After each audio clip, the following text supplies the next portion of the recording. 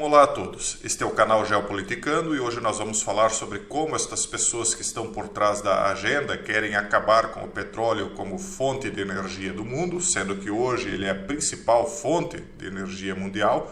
Vamos falar sobre como isto vai impactar no seu bolso, como isto vai empobrecer a maioria da população no mundo inteiro e como isso acaba refletindo em um dos principais objetivos de certas pessoas indizíveis, que é a redução populacional.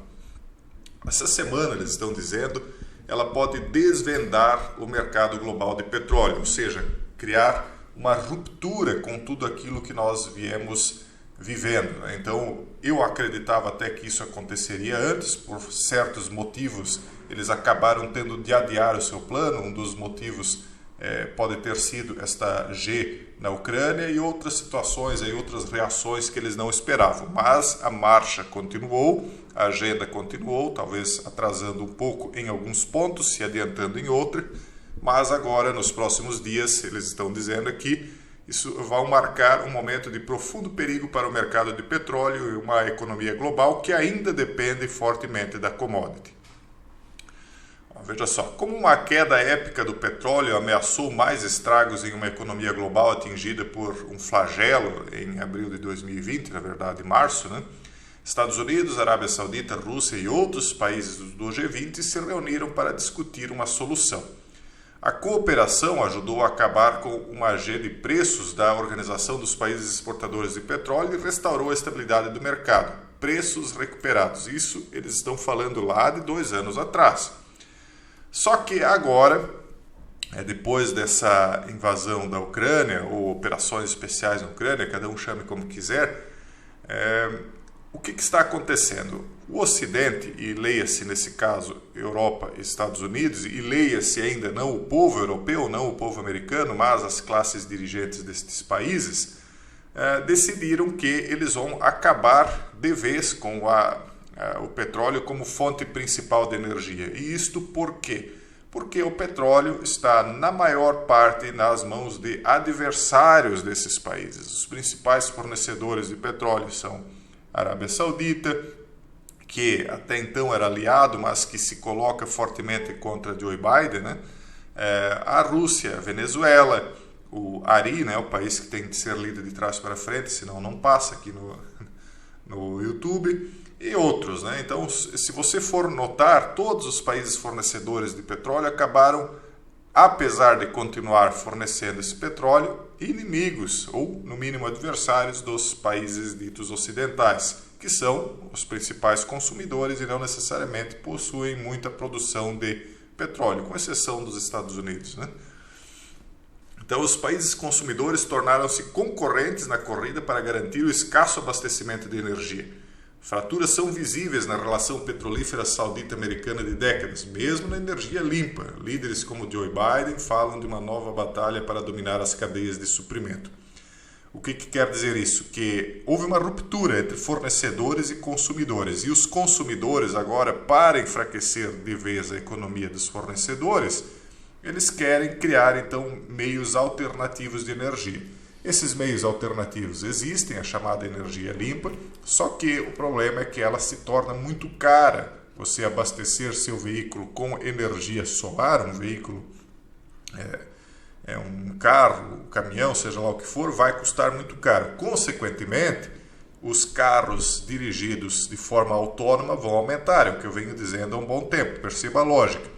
Se nem todo mundo puder ter um carro, porque a energia que vai movimentar vai custar muito caro, as pessoas vão acabar tendo de compartilhar um mesmo veículo através de aplicativos de compartilhamento, que é o que já existe hoje. Só que com o adicional de que serão dirigidos por inteligência artificial, como aliás eu provei no vídeo de ontem, acredito, no canal Revelar, e com o problema de que só terá acesso a esse veículo quem cumprir com certas regras. Vocês sabem que nesses últimos 2 anos, quem não cumpriu certas regras não teve acesso aí a prédios públicos, etc. E aí eles dizem, o potencial desmoronamento da velha ordem do mercado global de petróleo atingirá um momento decisivo na próxima semana. Quer dizer, na semana que vem, quando a Europa começar a bloquear o petróleo russo transportado pelo mar do continente em uma das respostas mais fortes até agora à invasão brutal de Vladimir Putin na Ucrânia. Então a Europa encheu suas reservas de petróleo e de gás e agora vai bloquear, com a esperança de que até ano que vem eles tenham os seus portos para receber o gás dos Estados Unidos, o petróleo dos Estados Unidos, prontos. Um deles já está pronto, ficou pronto em 200 dias, já fiz um vídeo sobre isso, né? E os demais, 5, porque são 6 os projetados, depois eles provavelmente farão outros, os demais estão sendo desenvolvidos. As novas sanções também impedirão as empresas europeias de fazer seguros para embarcações que transportam petróleo russo para terceiros países, a menos que esses países aceitem um preço para o petróleo ditado pelas potências ocidentais. Então veja só, se o petróleo é mais barato e a Europa e os Estados Unidos dizem, não, nós não vamos mais consumir o petróleo de vocês, o que poderia acontecer? A Rússia, a Venezuela e outros países poderiam dizer, bom, então problema de vocês, nós vamos vender para o Brasil, vamos vender para a China, vamos vender para a África. E o que aconteceria? Com a energia mais barata para Brasil, China, África, etc., esses países passariam a enriquecer mais rapidamente. Claro, existe o problema dos regimes políticos serem muito interventores na economia, iriam travar a economia, essas coisas aí que nós já sabemos de países subdesenvolvidos, de assistencialismo e tal, isso trava a economia. Mas se não fosse esse entrave, o petróleo acabaria, por ser mais barato, enriquecendo mais rapidamente esses países, fazendo com que os países desenvolvidos fossem alcançados na corrida de desenvolvimento industrial, etc. Portanto, o que eu acho que vai acontecer quando eles ameaçam aqui de que as empresas europeias não farão mais seguros para embarcações? Milagrosamente, algumas embarcações que não tiverem mais seguro, quando estiverem transportando petróleo, por exemplo, da Rússia para a África, milagrosamente poderão começar a afundar nos mares e ninguém saberá quem é que afundou. Como as seguradoras europeias não farão seguro, para elas tanto faz, certo? Então há uma ameaça implícita nessa proposta de não fazer seguros. Mas tem uma alternativa, a Rússia, que agora aumentou violentamente seus preços de petróleo, e outros países, como a Arábia Saudita, que diminuiu a quantidade de petróleo extraído, terão de obedecer o que os consumidores do petróleo disserem. Olha, nós queremos que vocês produzam X barris de petróleo a preço Y. Se vocês obedecerem e fizerem o preço que nós estamos determinando, e produzirem a quantidade que nós estamos determinando, aí então vocês vão continuar tendo seguros de navio sendo feitos, porque aí nós vamos ter lucro também fazendo seguros de navio, e seus navios provavelmente não afundarão aí milagrosamente. Eu vejo isso em outras palavras, enquanto que eles dizem aqui que, em outras palavras, os países ocidentais tentarão impor um teto ao preço do petróleo vendido pela Rússia. Agora eu vou dizer o que vai acontecer segundo a minha opinião. Segundo a minha opinião, os países produtores de petróleo não vão aceitar essa intimidação e eles vão tentar transportar o seu petróleo para outros países, que não o Ocidente, ou seja, Europa e Estados Unidos. E aí determinados problemas começarão a acontecer e navios começarão a afundar aleatoriamente. E aí uma G novamente poderá começar, porque aí navios do outro lado também milagrosamente podem começar a afundar cheios de mercadorias, de petróleo, ou seja lá do que for. Eles dizem, ninguém pode dizer o quão perturbadoras serão essas medidas. As sanções impostas à Rússia desde que Putin ordenou que tropas atravessassem a fronteira ucraniana em 24 de fevereiro mal afetaram as exportações de petróleo do país ou as receitas de petróleo do Kremlin. Por quê? Porque além de os países que sancionaram terem continuado comprando o petróleo, porque são obrigados, senão as suas economias travam, além deles terem continuado, eles compraram com maior quantidade para fazer reservas, porque o projeto deles era fazer reservas até que eles pudessem ter fontes alternativas no ano que vem, esse é o plano. Não tem nada escrito, mas é óbvio isso, né? Então estou adiantando mais uma coisa simplesmente pela obviedade das coisas. Então a ideia deles era fazer reservas, importaram ainda mais petróleo russo, e a Rússia, sabendo disso, aumentou o preço. Vocês querem, a partir do ano que vem, me prejudicar mais ainda, não querem mais comprar meu petróleo, então vocês vão comprar agora por 5 vezes mais, 10 vezes mais o valor, ou até mais, né?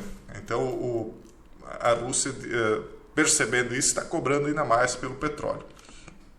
Eles vão conseguir ficar sem o petróleo russo? Eu até acredito que sim, por um bom tempo, porque eles têm o projeto de substituir o petróleo.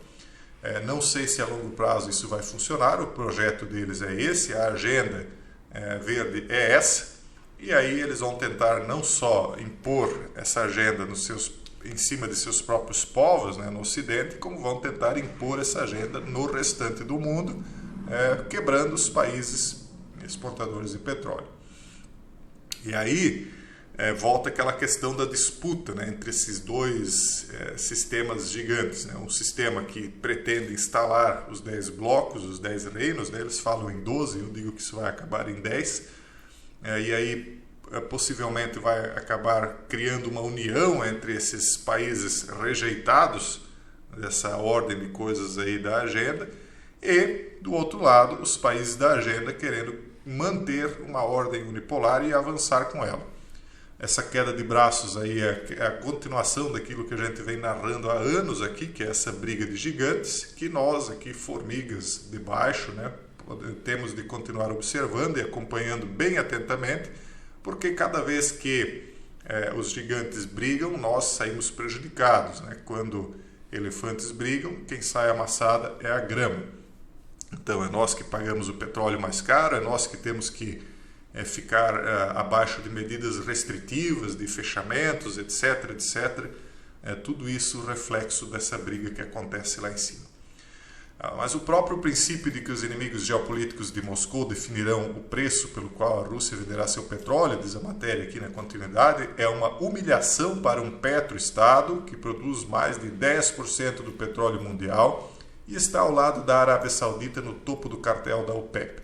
Então, por que de repente a Arábia Saudita, que existe por causa do Reino Unido, por causa dos Estados Unidos, por que de repente a Arábia Saudita se coloca contra eles, reduzindo a quantidade de petróleo extraída, indo frontalmente contra os interesses dos países ocidentais? Porque a Arábia Saudita já percebeu que, sob a administração de Biden, eles vão ser prejudicados, o petróleo vai acabar perdendo grandemente a sua importância como fonte energética e, portanto, a Arábia Saudita vai se enfraquecer, porque qual é a riqueza dos países da Península Arábica, a Arábia Saudita inclusa? Petróleo. Fora isso, o que eles produzem lá? Sinceramente, devem produzir muitas coisas, mas eu não sei.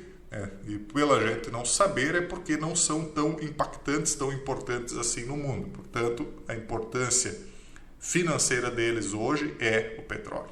E ele, percebendo que, por conta das políticas que os democratas e outros partidários semelhantes em países europeus estão fazendo em relação ao petróleo, a Arábia Saudita sai prejudicada e por isso começou a se alinhar à Rússia desde que a situação na Síria foi estabilizada.